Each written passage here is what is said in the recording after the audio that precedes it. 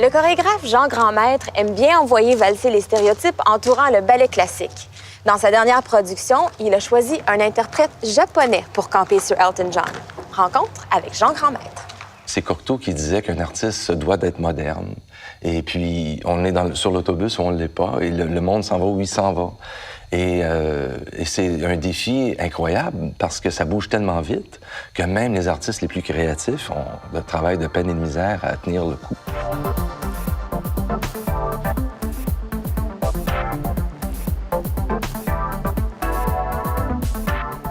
Tu as longtemps travaillé comme chorégraphe autonome, tu as beaucoup évolué à l'international. Qu'est-ce qui t'a donné envie de devenir le directeur artistique de l'Alberta Ballet?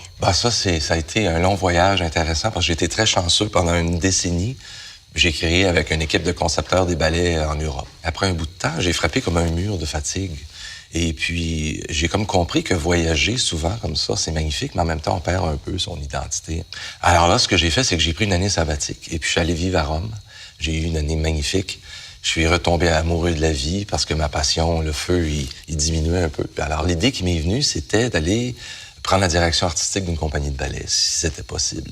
Puis l'idée aussi d'inspirer un groupe de gens sur 10 ans au lieu de 8 semaines, c'est un plus grand défi. Alors, ça m'a intéressé tout de suite en arrivant. Il y a eu un poste qui s'est ouvert à l'Alberta Ballet. Et ce genre de poste-là ouvre une fois aux 15 ans au Canada parce qu'il y a 5 compagnies de ballet. Alors, j'ai fait application, puis je me suis retrouvé en Alberta 1 an plus tard.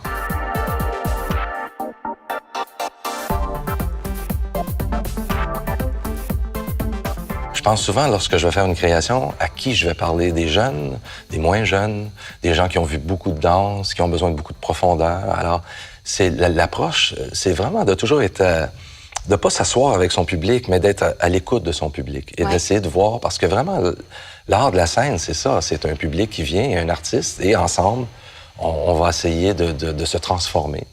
Alors, c'est important de toujours avoir dans la tête le public auquel on va parler. Ton plus récent projet, c'est cette série de portraits des icônes de la musique pop.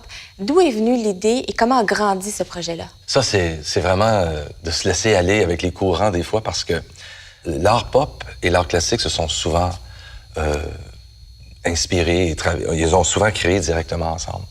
Alors là, j'ai travaillé avec Joni Mitchell, on a fait un ballet qui a vraiment changé ma vie et ma vision de la danse aussi. Alors, Elton John, c'était un grand fan de Joni Mitchell. Et puis, elle lui a parlé du ballet, il voulait avoir une vidéo, on lui a envoyé, je lui ai écrit, on l'a rencontré lors d'un concert à Calgary. Et puis, il a voulu lui aussi collaborer. Parce que là, j'ai compris qu'il fallait avoir une collaboration avec les chanteurs. Pour qu'ils soient impliqués dans leur propre projet, dans le fond? Oui. Il faut, en quelque part, ça devient des portraits de leur musique.